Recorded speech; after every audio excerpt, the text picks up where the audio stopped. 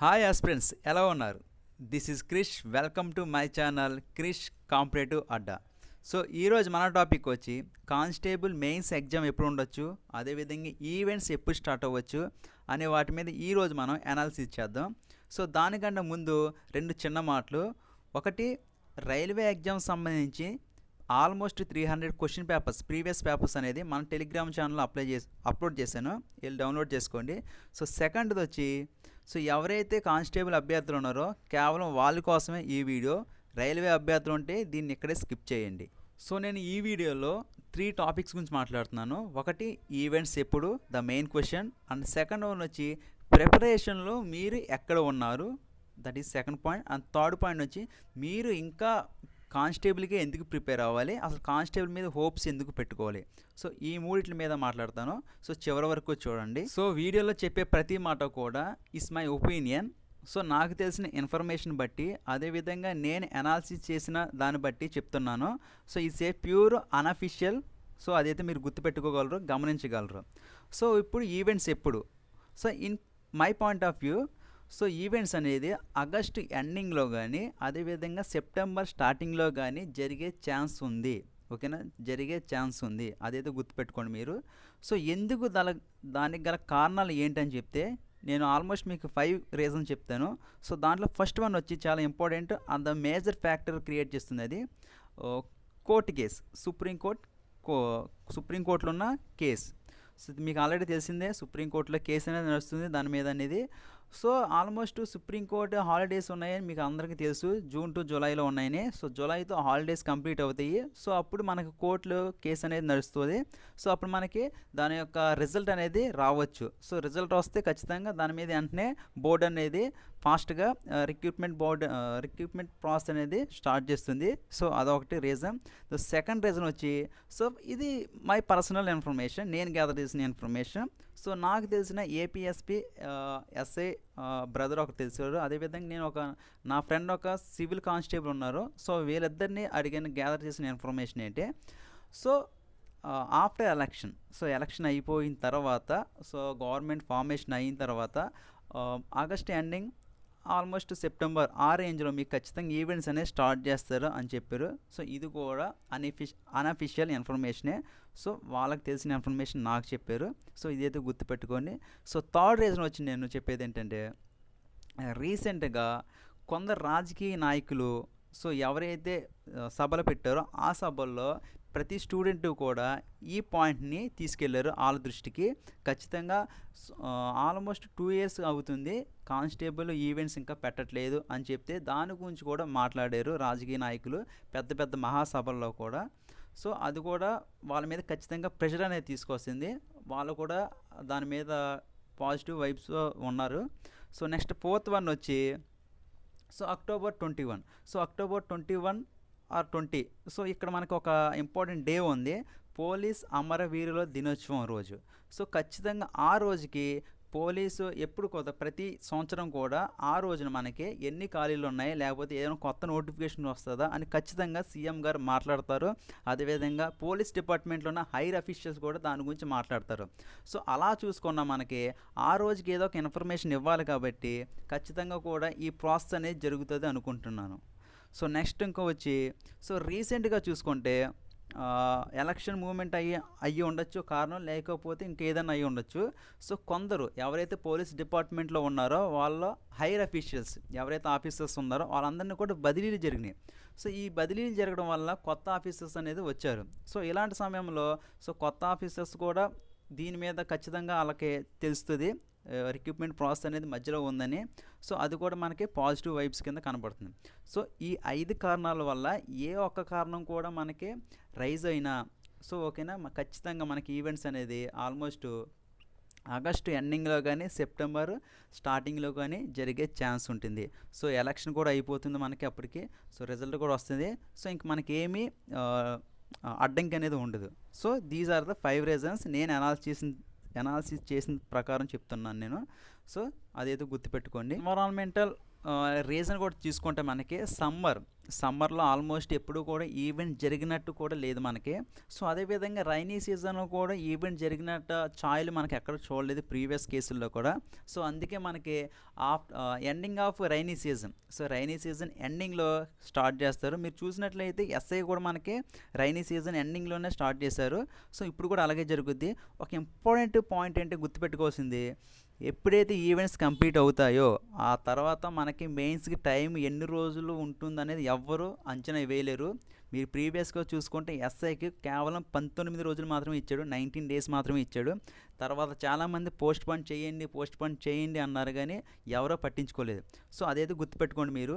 So events అయ్యాక చదువుదాం అన్నది చాలా అవివేకంతో ఆలోచించిన పని అది. సో మీరు ఇప్పటి నుంచే చదువుతారు అన్న ఉద్దేశంతో నేను ఈ వీడియో చేస్తున్నాను.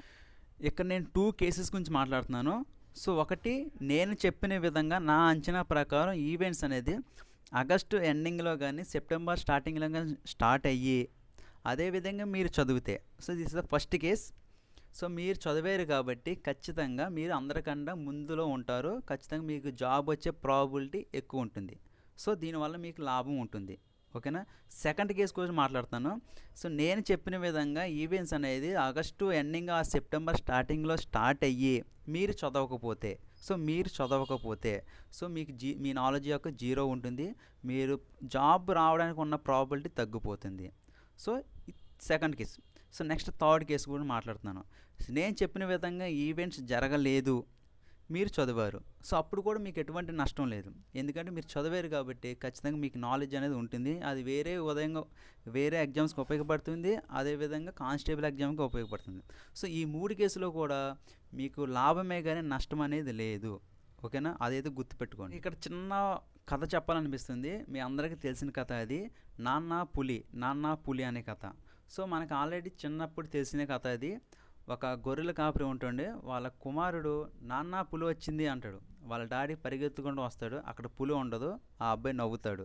సో సెకండ్ టైం కూడా అలా చేస్తాడు, నాన్న పులి వచ్చింది అంటాడు, సెకండ్ టైం కూడా పులి రాదు, ఆ అబ్బాయి నవ్వుతాడు. సో థర్డ్ టైం కూడా నాన్న పులి అంటాడు, అప్పుడు వాళ్ళ నాన్న రాడు, ఎందుకంటే కుమారుడు అబద్ధం చెప్తున్నాడు అనుకుని.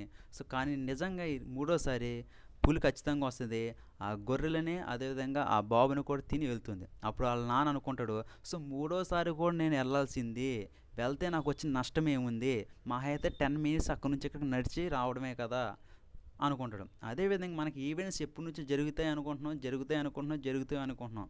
సో మనకు జరుగుతాయా లేదని పక్కన పెడితే, జరుగుతాయని నమ్మి ఈసారి కూడా మనం చదివి గ్రౌండ్కి వెళ్తే ఖచ్చితంగా మనకి జాబ్ వచ్చే ఛాన్స్ ఉంటుంది. లేకపోతే అక్కడ రైతు ఆ నాన్న ఎలాగైతే కుమారుని కోల్పోయాడో అదేవిధంగా మీరు కానీ నమ్మకంగా ఉంటే ఈసారి మీకు జాబ్ కోల్పోయే ఛాన్స్ ఉంటుంది. సో ఇది కూడా మీరు గుర్తుపెట్టుకోండి. సో వీడియోలో సెకండ్ పార్ట్లోకి వచ్చాము మనం. ఇప్పుడు మీరు ప్రిపరేషన్లో ఎక్కడ ఉన్నారు, సో దాని గురించి మాట్లాడటానికి వచ్చాను. సో ఇది నేను మీకు మోటివేషన్ ఇవ్వడానికి చెప్పట్లేదు, ఎందుకంటే మీకు మోటివేషన్ ఇచ్చేంత పెద్దవాడిని కాదు. కాకపోతే ఎవరైతే నిరాశ నిస్పృహలతో ఉన్నారో వాళ్ళని మేల్కొల్పడానికి మాత్రమే ఈ పాయింట్ చెప్తున్నాను నేను.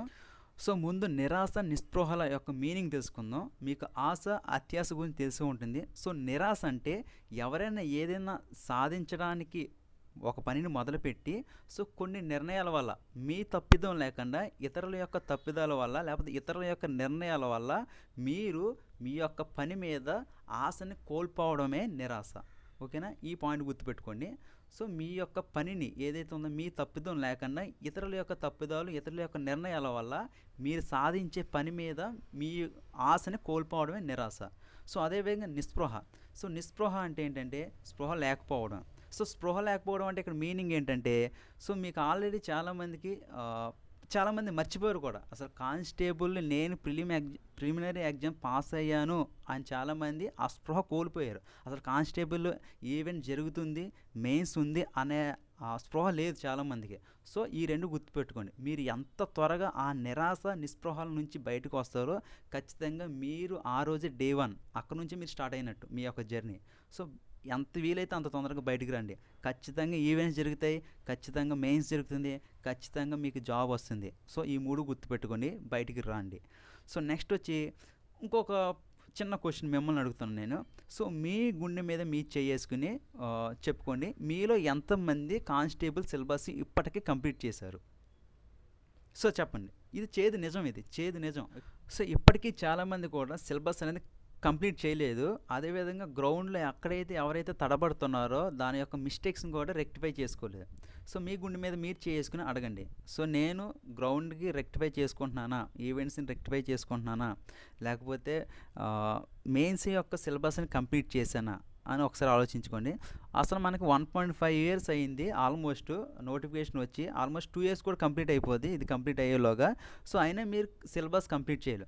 ఒక సిలబస్ కానిస్టేబుల్ లెవెల్ ఉన్న సిలబస్ని కంప్లీట్ చేయడానికి కేవలం 5 నుంచి 6 నెలలు పడుతుంది. కానీ మనకి 1.5 years అయినా కానీ సిలబస్ కంప్లీట్ అవ్వలేదంటే ఆ అశ్రద్ధ, మీరు ఎంత అశ్రద్ధలో ఉన్నారో ఒకసారి అర్థం చేసుకోండి. సో ఇప్పటికైనా ఈ 5 నెలల్లో కంప్లీట్ చేయగలరంటే ఈజీగా కంప్లీట్ చేయగలరు. ఓకేనా? ఇక్కడ నేను ఒక చిన్న స్టోరీ చెప్తాను. చిన్న స్టోరీ కాదు, ఇది ఒక ఫ్యాక్ట్ మాట.